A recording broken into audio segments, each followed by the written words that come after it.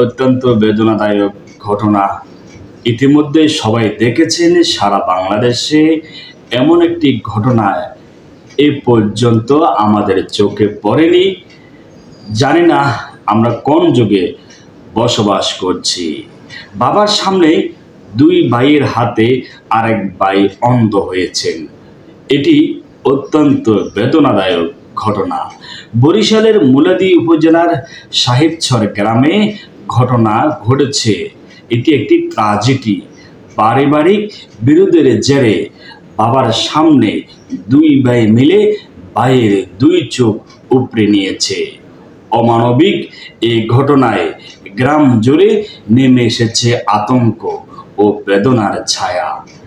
গুরুতর আহত রিপন ব্যাপারী এখনো শয্যাস্থ শেরেবাংলা মেডিকেল কলেজ হাসপাতালে, যিনি হয়তো আর কোনোদিন আলো দেখতে পারবেন না। তবে শিশু সন্তান বারবার বাবার হাত ধরে কাঁদছে। চাচারা বাবার চোখ কেটে নিল, এখন বাবা কিভাবে আমাদের দেখবে?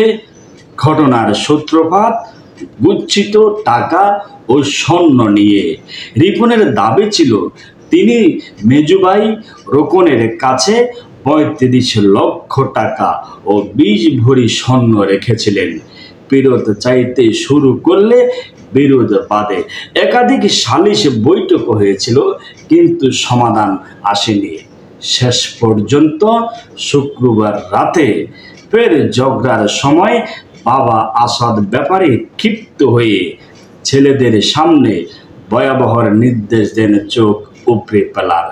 আসলে এমন ভাবা এই পৃথিবীর বুকে রয়েছে, এটা খুবই ঘৃণিত কাজ। বাবার সেই নির্দেশে রুকন ও স্বপন ঝাঁপিয়ে পড়ে রিপনের উপর। আর কিছুক্ষণের মধ্যেই তিনি আলো হারান ছিল। এটা আমাদের জন্য আসলে খুবই কষ্টের। চিৎকার চটে আসে প্রতিবেশীরা, তাকে উদ্ধার করে হাসপাতালে নিয়ে যাওয়া হয়।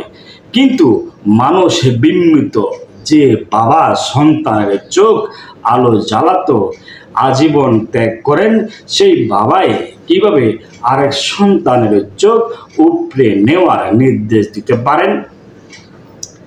রিপনের ছেলে আব্দুর রহমান কাঁদতে কাঁদতে বলেন, আমার বাবার টাকা স্বর্ণ আত্মসাৎ করার জন্য তারা বাবাকে অন্ধ করে দিয়েছে, মারধর করেছে, এবার চোখ কেটে নিল।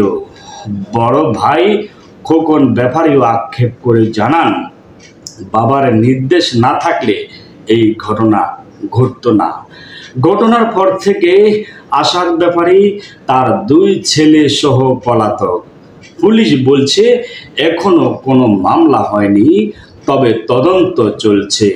গ্রামের সাধারণ মানুষ আজও বাকরুদ্ধ। টাকা ও স্বর্ণের লোভে কি এতটাই অন্ধ করতে পারে যে ভাইয়ের হাতে ভাই চোখ উপড়ে ফেলা যায়? বাবার এক কথায় সন্তান নিজের রক্তের প্রতি এমন নির্মম হতে পারে।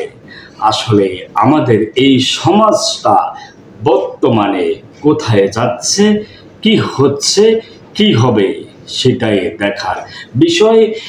এমনিভাবে আইন শৃঙ্খলা আমাদের বর্তমানে পরিস্থিতি খুবই ভয়াবহ, নাজুক অবস্থায় রয়েছে। তবে আমরা বলবো দ্রুত, অতি দ্রুত এটি সরকার যেন সুন্দরভাবে দেশটিকে, আইন শৃঙ্খলা বাহিনীকে, বিচার বিভাগকে সব কিছু মিলে যেন সুন্দরভাবে আগামী দিনের ভবিষ্যৎ গড়ে এই বাংলাদেশ। ভালো থাকবেন, সবাইকে ভালো রাখবেন।